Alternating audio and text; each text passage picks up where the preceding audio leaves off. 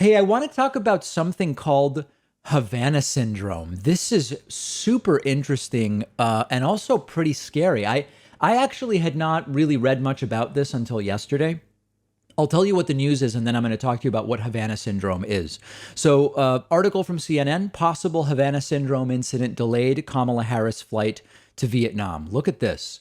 Vice President Kamala Harris's departure for Vietnam was delayed by several hours Tuesday afternoon after her office was informed by the U.S. Embassy in Hanoi, Vietnam, of a quote report of a recent possible anomalous, both acceptable, health incident.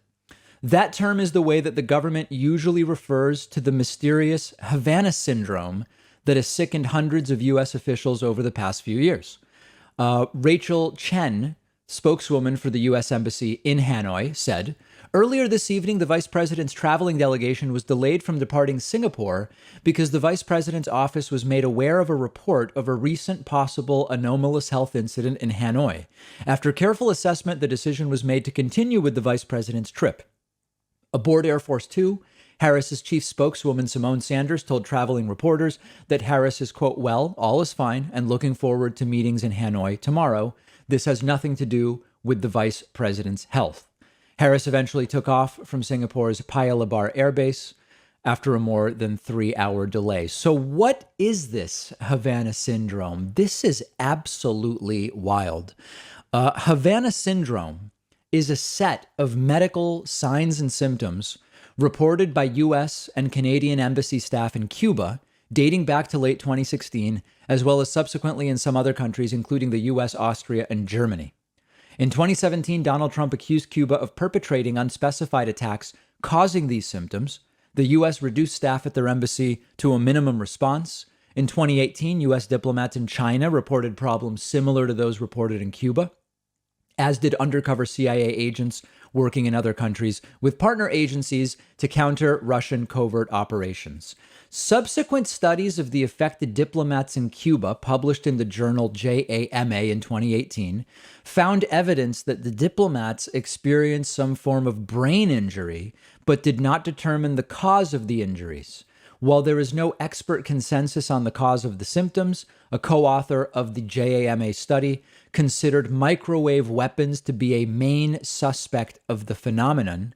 U.S. National Academies of Sciences, Engineering, and Medicine Expert Committee concluded in December of 2020 that microwave energy, specifically directly pulsed RF energy, quote, appears to be the most plausible mechanism in explaining these cases among those that the committee considered, but that each possible cause remains speculative. So understand what the speculation is. The idea here is knowing where there are diplomats at embassies, as one example, adversaries or other intelligence or security agencies may be directing microwave weapons at these embassies to cause symptoms in individuals.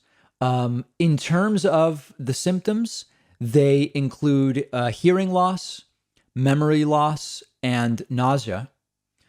Speculation centered around a sonic weapon, with some researchers pointing to infrasound as a possible cause. This has led to the U.S. expelling Cuban diplomats. This has led to the U.S. State Department removing non-essential staff from the embassy in Cuba. Donald Trump said he believes Cuba is responsible. This goes well beyond Cuba, actually, in reality. And if you look at theories regarding cause, there is microwaves as one. Previously proposed were ultrasound via intermodulation distortion, cricket noises, and exposure to neurotoxic pesticides. Pesticides or infectious agents being looked at. And then also the possibility of a psychogenic origin. Some individuals speculate without evidence that the symptoms represent episodes of mass hysteria. That appears to not be the case. And with something like this, we've got to be careful to separate speculative and completely unfounded possible causes from those that are actually showing up in the medical literature. So what is this a form of is this a form of terrorism? Is this an action of war? Are these intelligence operations? It's absolutely bizarre. I had heard nothing about this. I don't even remember the Trump stuff with Cuba in 2018, but an absolutely incredible situation. And Havana syndrome is what it is called. What should this be considered if indeed it is as reported? And what should be the reaction of the United States? I don't know. I just learned about this stuff in the last 12 hours. I'd be curious to hear from you. You can find me on Twitter at dpacman. We will take a quick break. And after the break, we're going to explore a new medical ethics study that asks the question, when it comes to COVID, would it be fair to treat vaccinated patients first? Would it be fair to take vaccination into consideration in terms of triage? We'll talk about that right after this short break.